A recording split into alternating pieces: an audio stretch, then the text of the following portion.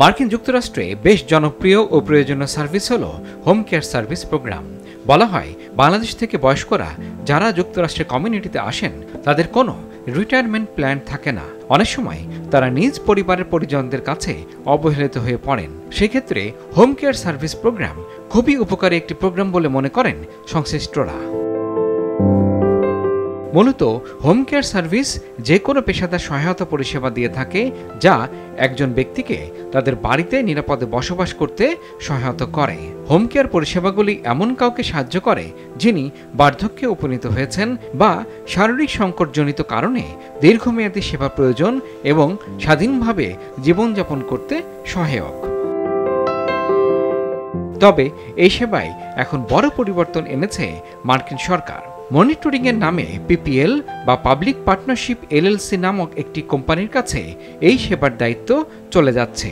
এর ফলে সিডিপ্যাপ বা কনজিউমার ডিরেক্টেড পার্সোনাল অ্যাসিস্ট্যান্স প্রোগ্রামের আওতায় যারা সেবা প্রদান করছিল তারা ক্ষতির মুখে পড়তে যাচ্ছে বলে আশঙ্কা প্রকাশ করেছেন সংশ্লিষ্টরা।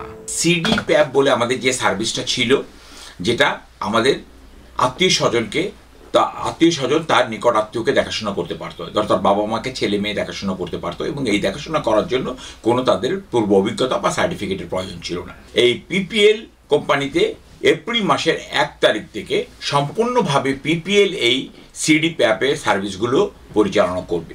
সুতরাং আমাদের যাদের সিডিপ্যাপ শুধু পারমিশন ছিল তাদের প্রতিষ্ঠানগুলো সবই বন্ধ হয়ে যাবে, যেটাকে আমরা বলছি কি নেতিবাচক ব্যবসায়ীদের উপরে প্রভাব পড়বে। ব্যবসাটা যারা করতেন এফআই পারমিশন নিয়ে, ফিসকাল ইন্টারমিডিয়ারি পারমিশন নিয়ে, তাদের ব্যবসা প্রতিষ্ঠানটা সম্পূর্ণ বন্ধ হয়ে যাবে।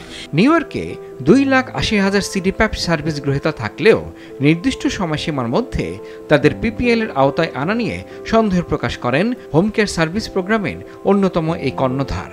নিউ ইয়র্ক স্টেটে 2,80,000 সিডিপ্যাপ সার্ভিস গ্রহীতা আছে।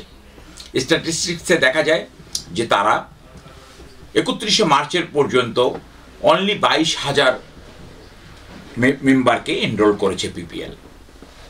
তাতে দেখা যায় যে প্রতিদিন যদি ওই 31শে জানুয়ারির পরের থেকে প্রতিদিন 5,000 করেও লোককে এনরোল করে তাহলে তারা হয়তো মিট করতে পারে, কিন্তু প্রতিদিন 5,000 এনরোল করা নট পসিবল।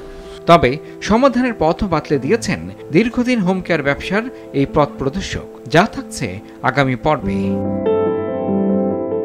উল্লেখ্য, পেশাদার পরিচর্যাকারী যেমন নার্স, অ্যাসিস্ট্যান্ট এবং থেরাপিস্টরা একজন ব্যক্তির প্রয়োজনের উপর নির্ভর করে বাড়িতে গিয়ে স্বল্প বা দীর্ঘমেয়াদী সেবা বা পরিচর্যা করে থাকেন। ইমরুল হাসান, RTV।